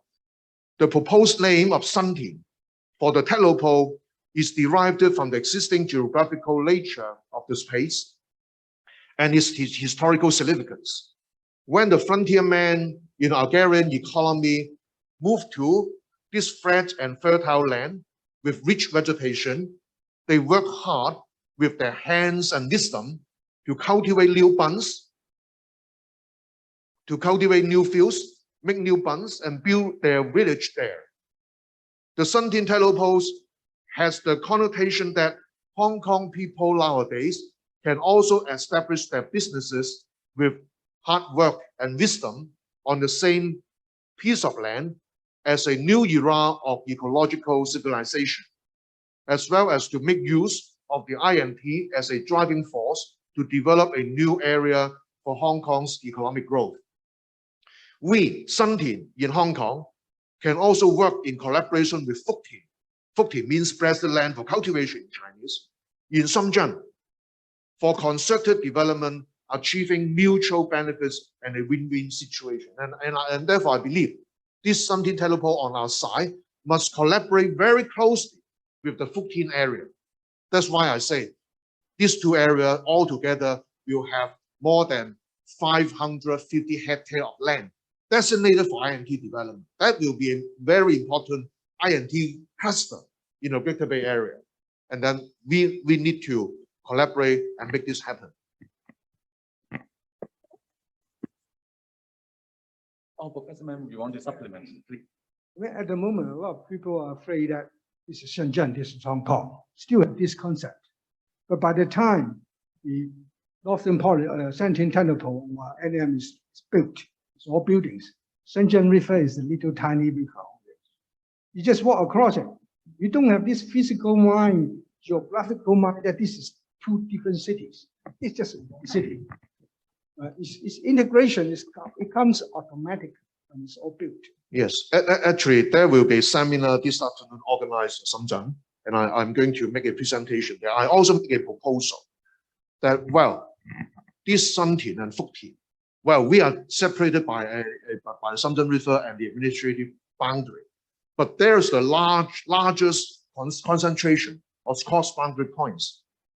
On the other hand, can we use INT facility when those INT business establishments on Hong Kong and Shenzhen, can they, in the form of exchanging their material, laboratory material, spare parts, can we use drones? Can we use driverless cars? The technology is there. If, as far as we can overcome the custom control, then we can turn this area the most convenient cross-boundary, district in the whole China. Before 1949 or 1955, the people in Fuktin came to our villages in that area to do the plantation agriculture. They still have land in our village under their names. Their ancestors' graveyards is in our village. So it's just one piece of land in the old days. It's only after 1949 because they controlled the gays and separated into two big places. A lot of our mothers, our grandmothers were from those villages. They would just marry each other.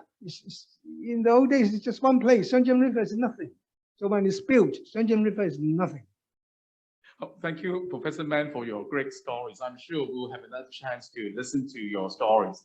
And right now, we move on to Professor Philip Chen, our senior advisor to our DP office and former DP. Thank you, Larry. I want to bring a point on the human resources. I think HC point out there's simply not enough technical people, engineers and computer scientists, whatever you have in Hong Kong.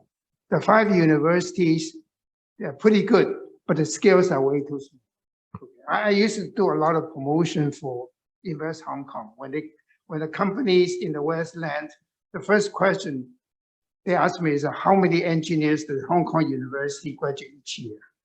Now, I did some calculation on my back. I dare not to tell them. In fact, the number of engineers graduates in all the Hong Kong University combined is about the same as one university in the US, in the Big Ten. Okay. Now, Silicon Valley need a lot of manpower. Where the manpower come from? From all over the United States. Shenzhen has high-tech industry. They need a lot of manpower. The manpower come from all the university in China. So people movement is very important. Somehow, if you want to make innovation technology significant, sort of a wealth creator for Hong Kong. So there's not enough people. So somehow we have to leverage China, the world, to attract the people. So not only the fresh graduates are most important because they are young, they can learn new things.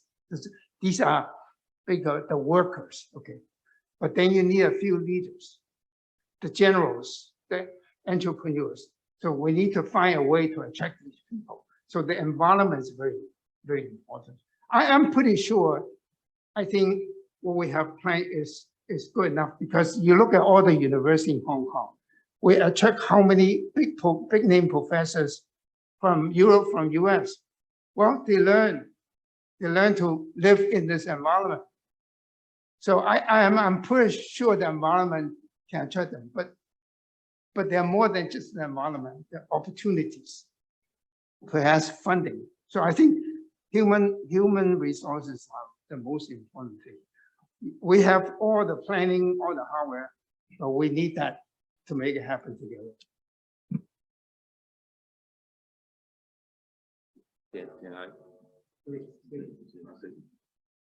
Hello.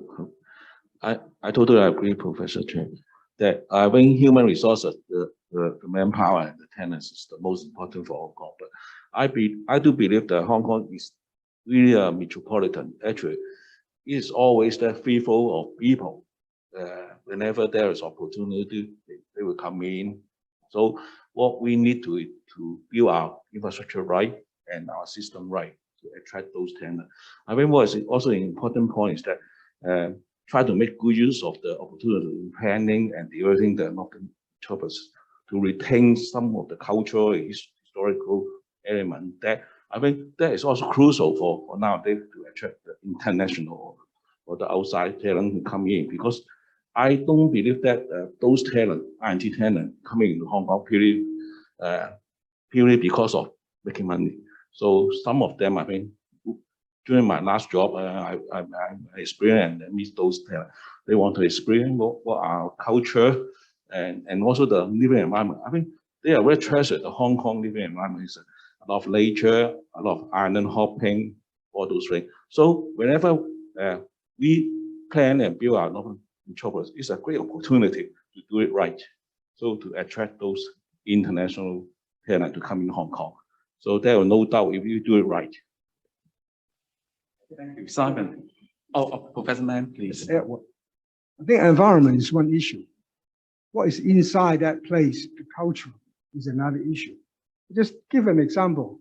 My son is a radiologist. My daughter-in-law is a dermatologist. They live in Brisbane. Brisbane is a nice area, very nice area, but they don't like it. They just no culture. They want to move away. no culture. I mean, what's culture? That strikes my mind that all these young talents, they are not just not looking for the money and jobs. They are looking for some cultural activities as well. So that is important to integrate those. Okay, so right now we've got only a few minutes, and in fact, we have several questions for Dr. Tan. So I try to read all of them, and then you just pick and choose whatever you feel free to respond. Okay, how can the tertiary sector help remove obstacles to developing Hong Kong as a sustainable smart city? The second question is, how can we strike a balance between the economy and the environmental protection in developing the area? The third one is 西方國家全球搶人才，香港如何吸引全球專才留港？生活水準高和居住環境差，如何改善吸引人才？ So the English translation is that foreign countries have been spending tremendous efforts to attract talent worldwide. How does Hong Kong attract and retain local and global talent under the highly competitive environment? So, okay. Thank you for the questions. All are very important questions. In fact, yeah, just show me that there's a few minutes left. I need another hour, but anyways, I will answer in a precise way. First and foremost, our government has to reinstate or to implement the CGISP, the Common GIS platform for the Northern Metropolis as soon as possible, because without this, we don't even have a smart platform to be able to communicate between the different practitioners and make better good use of the scarce and precious lands of the area. And secondly, for tertiary sector or for other sectors, actually, what we can do more is to promote digital transformations. In fact, other than the Northern Metropolis, in fact, our government has already implemented a number of measures like the fast payment system in fintech, the smart economy, like the EID, the identification platform for the digital identity, and it has been required that about 100% of the e-government services should be on that platform for identifications in the next few years. So the EID or the IM Smart platform, there are also a number of other initiatives as well that we hope each and every of you to take part in and promote the digital transformations. For myself, I'm also heavily promote geographical thinking, geographical approach by developing an open platform and data hub allow students and researchers to use GIS software and data to build smart city applications. So there's things that we can do. The last but not least, that is a chicken and egg issue. Actually, we, like HC has mentioned, that we need the global companies to come to Hong Kong. Take an example like Austin, the city of Austin in Texas. How come that they can attract many of the IT giants like Meta, like Google, like Microsoft, to build a secondary office over there? Not many one know that. In fact, their first step is to get Oracle to relocate from their original place to Texas. To Austin, the city of Austin in Texas. And then everyone else come along with Oracle. And thereafter, a lot of quality jobs being available there. So it's again the egg and chicken issue. And we very much need to attract global INT companies to Hong Kong. And at the moment, I don't think we did enough. And there should more should be done. Thank you. Thank you, Winnie. And I wonder whether those people on site here, any feedback or any other opinions? Okay. Professor Hong, please.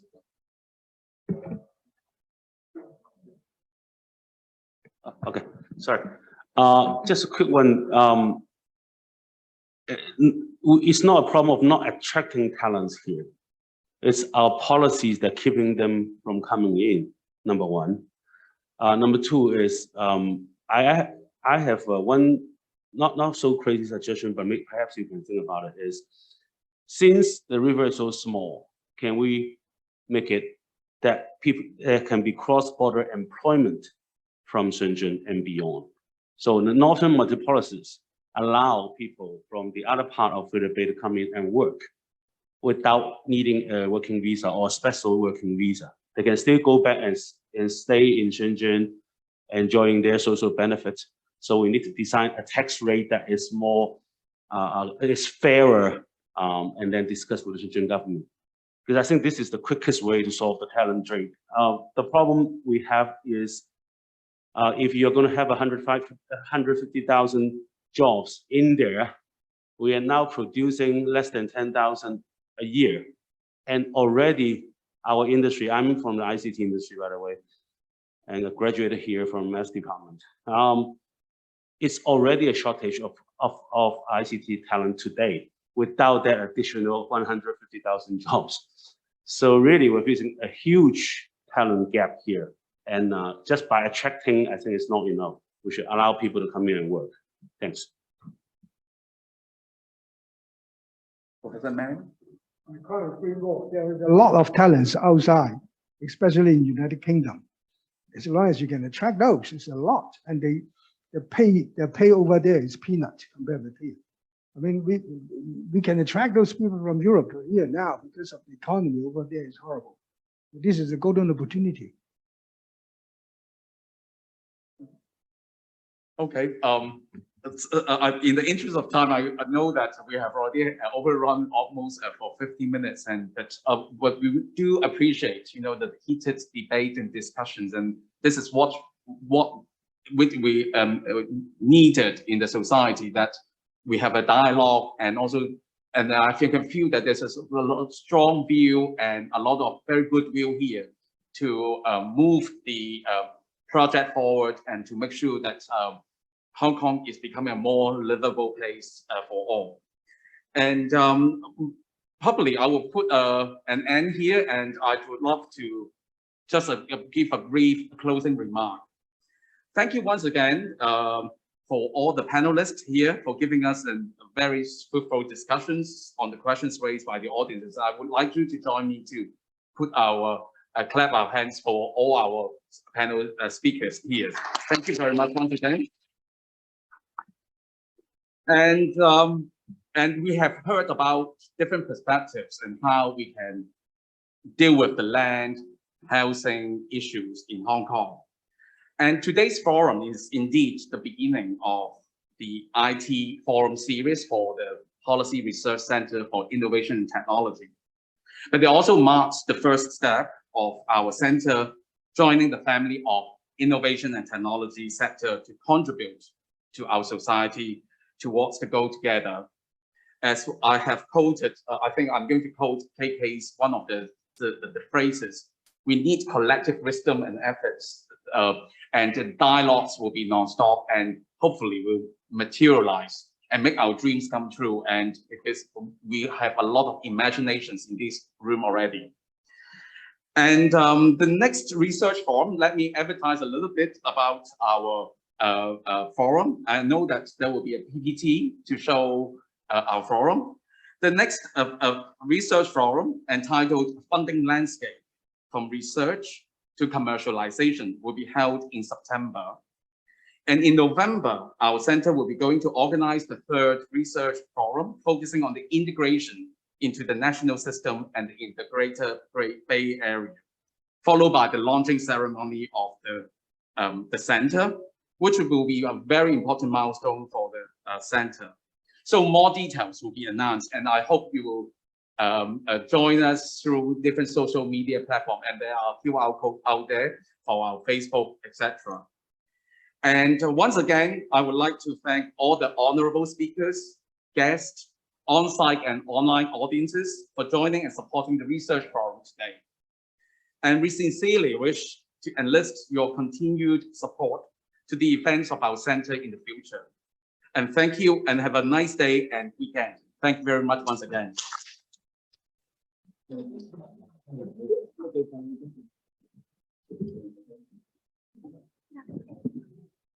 Thank you all for joining, and this is the end of our first PReCIT INT forum. For details of future forums and events, please follow our website, Facebook, and LinkedIn. See you soon.